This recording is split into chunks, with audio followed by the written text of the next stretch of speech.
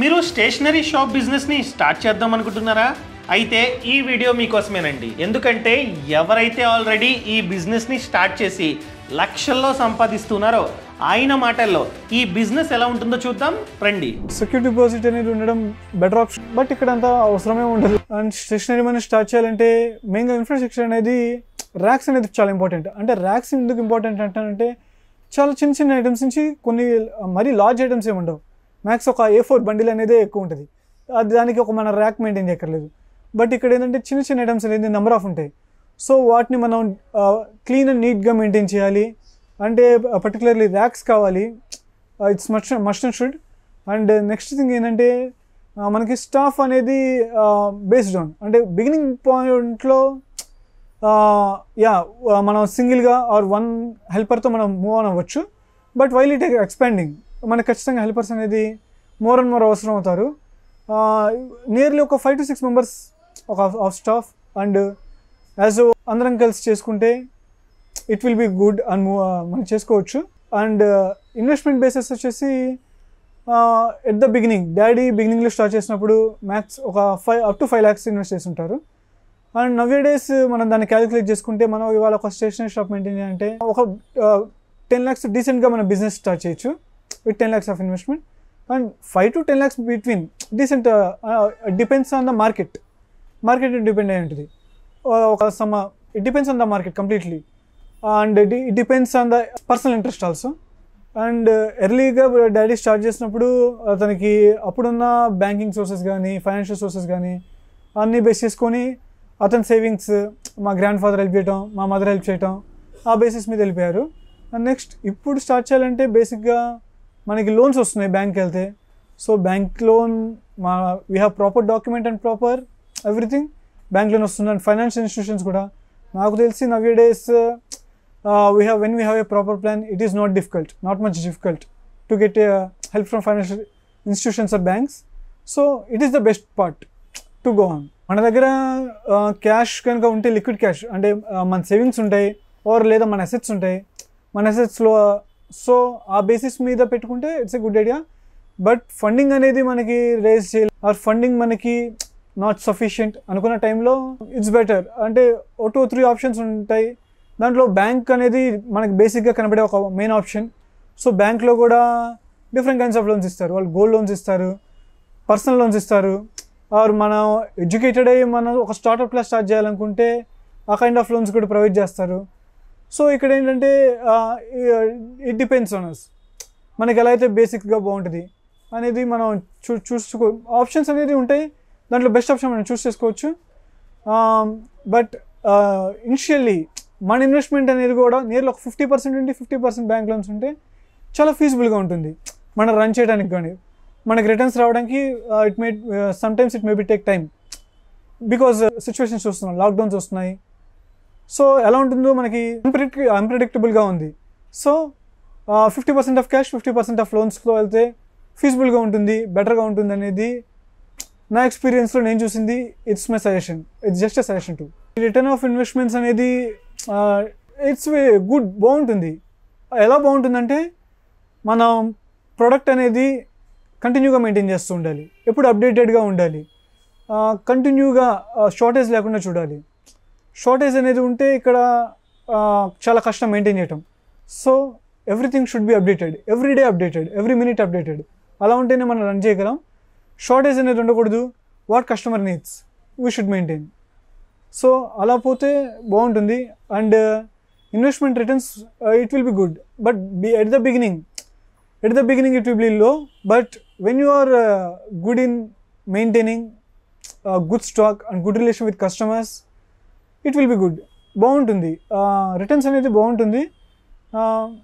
ఆ రిటర్న్స్ అనేది కూడా అలా ఏ టైంలో బాగుంటుందంటే ఇనిషియల్ స్టేజ్లో మనం స్ట్రగుల్ ఫేస్ అయినా లాంగ్ రన్లో చాలా బాగుంటుంది. స్టార్టింగ్లో మనకి ఎక్స్పెన్సెస్ వచ్చేసి మెయిన్గా మనకి ఓన్ ల్యాండ్ అయితే it will be some better. Otherwise rent అయితే ఆ రెంట్, ఆ అడ్వాన్సెస్ అవన్నీ మెయింటైన్ చేసుకుంటూ ఇన్ఫ్రాస్ట్రక్చర్ ఇక్కడ కూడా ఏంటంటే ఓన్ అనుకోండి మనం ఒక టైప్ ఆఫ్ సెటప్తో వెళ్తాం, రెంట్ బేసిస్ అయితే ఒక టైప్ ఆఫ్ సెటప్తో వెళ్తాం. So it will B depends on situation. And max ఏంటంటే ఇక్కడ పెద్ద ఇన్ఫ్రాస్ట్రక్చర్ అవసరం ఉండదు మనకి.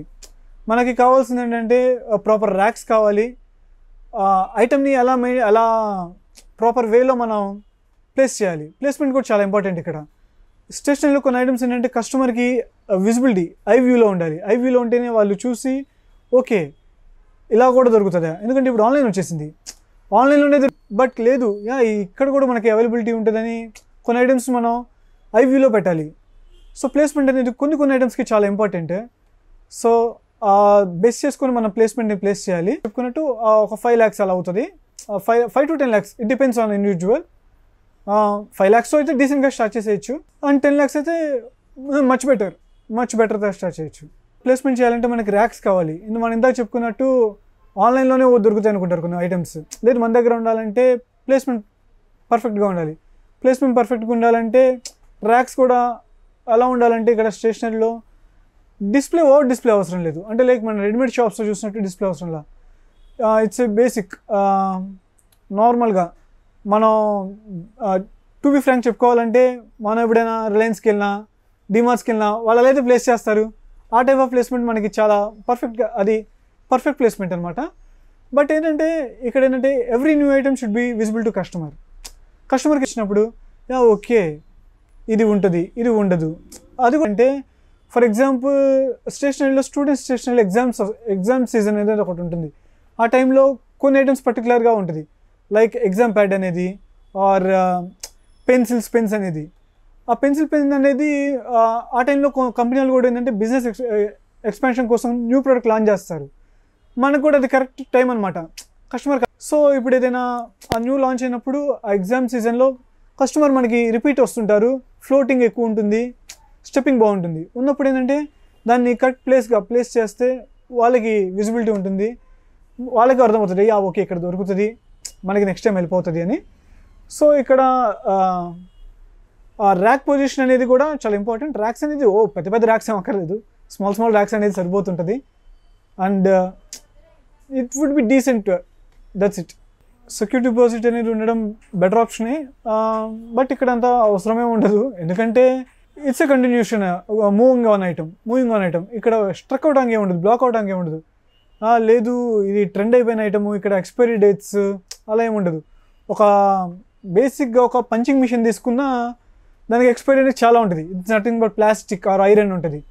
సో ఇక్కడ ఎక్స్పైరీ ఉండదు కాబట్టి మనం లాస్ పోవడానికి ఏమి ఉండదు, అండ్ డ్యామేజ్ కూడా చాలా తక్కువ ఉంటుంది. బట్ సెక్యూరిటీ డిపాజిట్ అనేది ఉంటే బెటర్, ఎందుకంటే మనం ప్రీవియస్ ఇయర్స్గా చూస్తున్నాము సడన్గా లాక్డౌన్ పడిపోతుంది. అది ఎప్పుడు సో అలాంటప్పుడు లేదు మన దగ్గర ఉన్న స్టాఫ్కి మన శాలరీస్ పే చేయాలన్నా, లేదు మనం రెంట్ పే చేయాలన్నా it will helps us like a saving option. And వీటితో పాటు కొన్ని గవర్నమెంట్ స్కీమ్స్ ఉంటాయి, లైక్ ముద్రా లోన్ అనేది ఉంటుంది. మనం ప్రాపర్ డాక్యుమెంటేషన్తో కనుక మేనేజర్ని అప్రోచ్ అయితే మనకి ముద్రా లోన్ శాంక్షన్ చేస్తారు. అండ్ మనకు చాలా హెల్ప్ అవుతుంది కూడా అది. అండ్ ఇక్కడ మెయిన్ ఆప్షన్ ఏంటంటే మనకు ప్రాపర్ ఐడియా అనేది ఒకటి ఉండాలి. సో ప్రాపర్ ఐడియా ఉన్నప్పుడు మనం ఒక డాక్యుమెంటేషన్లా చేసుకొని మనం బ్యాంక్స్ని అప్రోచ్ అవ్వచ్చు, ఫైనాన్షియల్ ఇన్స్టిట్యూషన్స్ని అప్రోచ్ అవ్వచ్చు. So 1 or 2 times can reject, దీనికి పాసిబిలిటీ లేదమ్మా అని. బట్ మనం ట్రై చేస్తే ఖచ్చితంగా వస్తుంది, ఎందుకంటే దీనికి ఫ్యూచర్ ఉంటుంది. సో ఫ్యూచర్ ఉన్నప్పుడు సమ్ మే రిజెక్టెడ్, బట్ ఎక్కడో చోట మనకి యాక్సెప్టెన్స్ అనేది వస్తుంది. అండ్ అలా కాకుండా మనం బ్యాక్ స్టెప్ వేయకుండా మనం ఫార్వర్డ్గా వెళ్తే మనకి ఎక్కడో చోట బెటర్ ఆప్షన్ అనేది వస్తుంది. అండ్ కంప్లీట్లీ నేను ఇందాక చెప్పినట్టు ఏంటంటే కంప్లీట్గా అదర్ ఫైనాన్షియల్ సోర్సెస్ నుంచి కాకుండా some of 50% of the money investment, not much 50%, ఒక 40% ఆఫ్ ద మన ఓన్ క్యాష్ ఉన్నా సరే, అండ్ మనకి లోన్ రావడమో or some other sources, financial sources మనకి ఉంటాయి. మనం ఇందాక చెప్పుకున్నట్టు ఉండొచ్చు, ఆర్ కొన్ని గవర్నమెంట్ స్కీమ్స్ ఉంటాయి. స్మాల్ స్కేల్ మీడియం స్కేల్ ఇండస్ట్రీస్కి కొన్ని స్కీమ్స్ ఉంటాయి. వాటిలో మనం అప్రోచ్ అయినా సరే మనకి ఎక్కడో చోట లోన్ అనేది ఖచ్చితంగా ప్రొవైడ్ అవుతుంది. సో ప్రొవైడ్ అయినప్పుడు ఏంటంటే మనకి హెల్ప్ అవుతుంది అది. అండ్ ఇంట్రెస్ట్ రేట్ కూడా కొన్ని గవర్నమెంట్ స్కీమ్స్కి తక్కువ ఉంటాయి. మనం బ్యాక్ స్టెప్ ఇవ్వకుండా ప్రాపర్ ఎంక్వైరీ చేసుకొని మనకి అవకాశం ఉంది అని చూసుకోవాలి. ఆపర్చునిటీస్ అనేది ఖచ్చితంగా ఉంటాయి, ఆపర్చునిటీస్ మిస్ కాకూడదు. ఎప్పటికప్పుడు ఫ్రెండ్స్ స్టెప్ వెళ్తూ ఉంటే we can succeed. సో మీరు కనుక స్టేషనరీ షాప్ బిజినెస్ని స్టార్ట్ చేద్దాం అనుకుంటే మన బాస్ వాళ్ళ యాప్లో స్టేషనరీ షాప్ బిజినెస్ కోర్స్ ఉందన్నమాట. ఎవరైతే ఆల్రెడీ సక్సెస్ అయ్యారో ఆయనే మీకు A to Z నేర్పిస్తారు ఈ బిజినెస్ గురించి. ఈ కోర్స్ని మీరు కనుక చూద్దాం అనుకున్నట్లయితే బాస్ వాళ్ళ యాప్ని డౌన్లోడ్ చేసుకోండి. ఓన్లీ కోర్సే కాదు, ఈ యాప్లో ఎక్స్పర్ట్ కనెక్ట్ అనే ఫీచర్ కూడా ఉంది. సో ఎవరైతే ఆల్రెడీ బిజినెస్ని చేస్తున్నారో వాళ్ళతో 1-on-1 మీరైతే మాట్లాడవచ్చు ఈ యాప్లో. సో ఈ యాప్ని ఇప్పుడే డౌన్లోడ్ చేసుకోండి. Thank you so much. Thanks for watching. జై Hind. Boss Wala. Be the boss.